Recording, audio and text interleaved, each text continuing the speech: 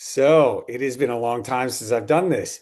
So many amazing things have happened in the last 6+ months in New York City real estate, the real estate market in the country as a whole. I'm going to try and touch on a few of these things um, and update you in case you don't already know. The first thing, though, I want to say is I have this awesome listing at the Zaha Hadid building, 520 West 28th Street. This is such a cool listing and building. You can see it here.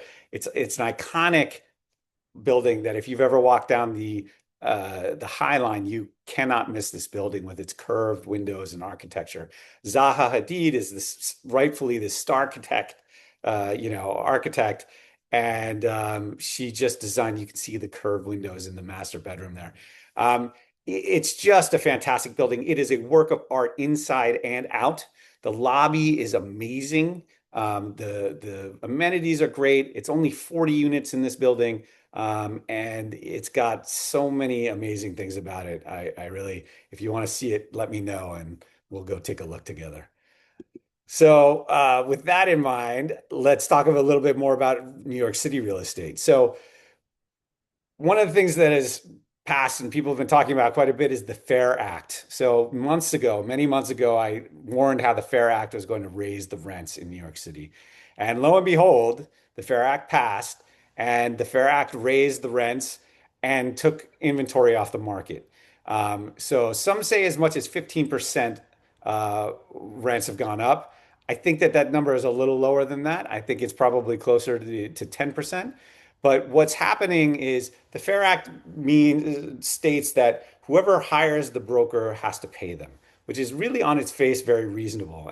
As far as reducing the upfront costs of renters who typically had to pay brokers' fees on top of their first month's rent and deposit, that really does save money upfront, and that's a good thing.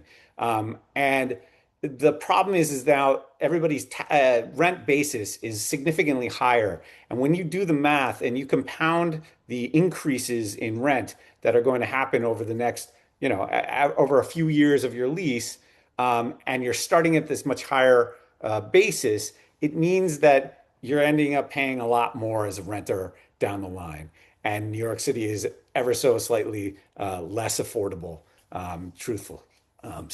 I'm a little bummed about that aspect of it, but they're actually still challenging the Fair Act in federal court. And just in case you want to know, the reason why the landlords raise the rent is because they still need to use real estate agents to show and list and rent their properties. So they're baking the cost of the real estate agents into the rent itself, as opposed to having it be just an upfront one-time fee.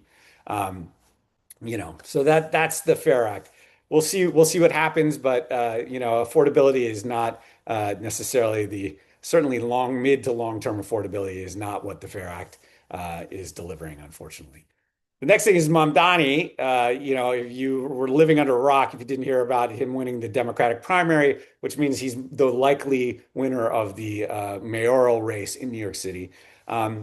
He's got a lot of socialist policies that are, on the face of it, sound exciting, like free buses and government-run grocery stores, which they're not paying rent and all these things, and he doesn't really have a way to pay for the things that he's selling, which is unfortunate because I think that there's certainly smart ways to make the city more affordable, but these are not the ways. And that also just leads into my next point that I'm going to keep hammering home, which is if you want the city to be more affordable, you can't have a housing crisis. You can't have a shortage of housing in the city or nationally. And we have both of those things.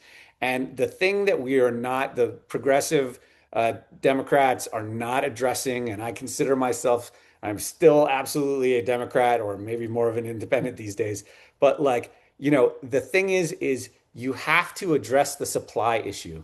You have to incentivize the developers of the world to build more housing inventory. That will take some of the pricing pressure off of both rents and sales in New York City and all over the country. But you have to allow it in your backyard. You can't be a NIMBY about it.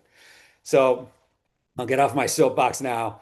The next thing I want to say is that I've been working on this really cool project in Tuxedo Reserve, which is Tuxedo, New York. The largest development in New York State is called Tuxedo Reserve. Lennar, the home builder, and Related, the best-in-class urban developer, have teamed up to create this development. It's 1,600 homes in total, 1,200 houses built and townhomes built by Lennar, and a village center with 400 rentals and restaurants and amenity spaces and built by Related. And so I've been working on this project for the last year and a half, and I was recently tapped to run the marketing for the Village at Tuxedo Reserve, which I'm super excited about. It is an awesome project. Tuxedo Reserve is sandwiched in between Harriman State Park and Sterling State Forest, and the setting is unbelievably beautiful. It's just hills and trees, and it's so convenient. It's only 30 miles northwest of New York City in Orange County, just over the border in Orange County. So this is just an awesome development. Check out the village at tuxedoreserve.com, or sorry, just village at tuxedoreserve.com is the website, which I also built. And you'll hear more about this in the future. So the last thing is, is it a good time to buy? Is it a good time to sell? We always want to talk about these things. So the best time to buy was always 5 years ago, right? However, given that we are now ever living in the present, there's a bunch of competing factors going on right now that you're probably aware of. We've got tariffs creating inflationary pressures. We have unemployment that is lower than expected. It's like weaker than expected. Labor is being squeezed at restaurants, in cities and farms all over the country. And there's deregulation happening. And all these things are, competing. And then you throw in like AI gains in productivity. And like, what does that mean? It's really hard to say. I really can't tell you. I can tell you that right now, mortgage rates are, yeah, 15-year fixed is 6.1%.